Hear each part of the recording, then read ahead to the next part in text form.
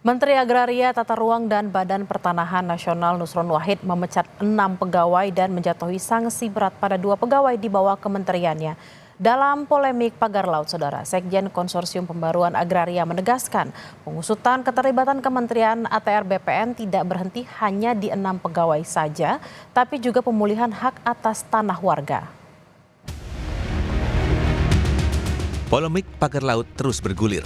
Komisi 2 DPR memanggil Menteri Agraria dan Tata Ruang BPN, Nusron Wahid.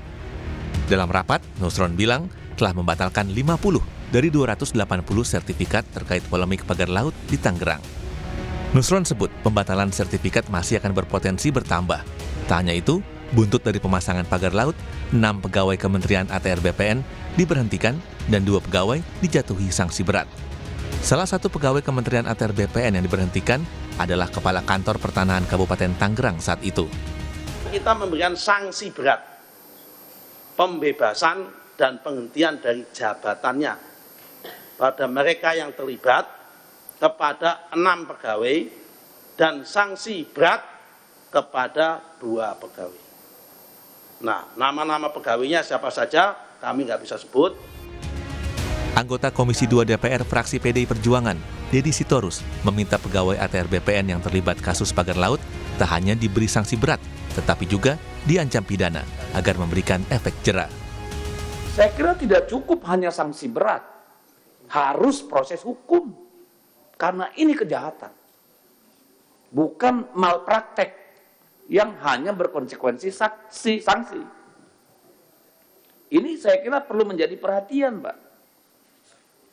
Ya, termasuk yang di Surabaya dan sebagainya itu, termasuk yang Bekasi tadi. Kalau nggak bisa dibatalin, Pak, itu yang menerbitkan sertifikatnya, proses hukum dulu, Pak. Sehingga bisa dibatalkan bahwa itu produk cacat hukum.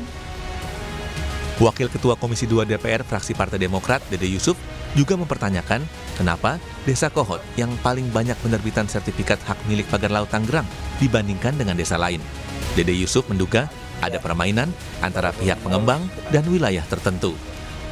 Saya masih bingung, Pak Nusron, ya, kenapa Desa Kohot paling banyak dibanding dengan desa lain. Ya, bahkan saya dengar katanya kepala desanya naik Rubicon. Kami aja belum tentu kebeli di sini. Jadi ini menandakan bahwa ada permainan antara pengembang atau pengusaha dengan wilayah-wilayah tertentu yang dimudahkan.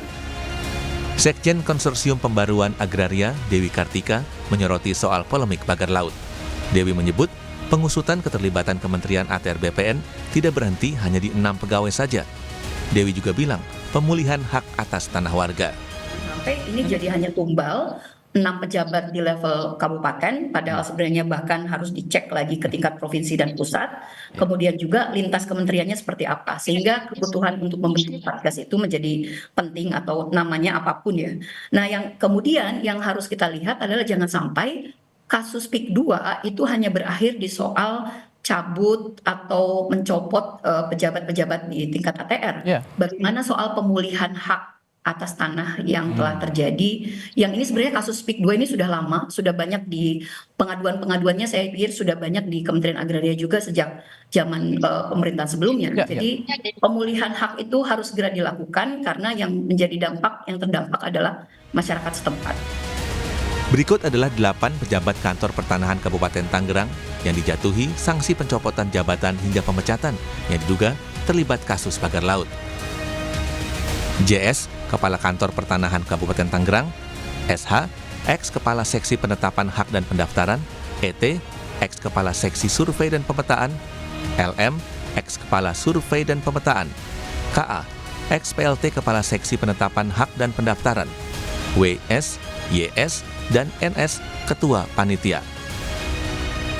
Di hari yang sama, Menteri Lingkungan Hidup, Hanif Faisal Nurofik, menyegel pagar laut area reklamasi di perairan Tarumajaya, Kabupaten Bekasi, Jawa Barat. Menurut rencana, semua pihak yang terlibat dalam kegiatan pemagaran laut dan reklamasi akan dipanggil. Tim Liputan, Kompas TV.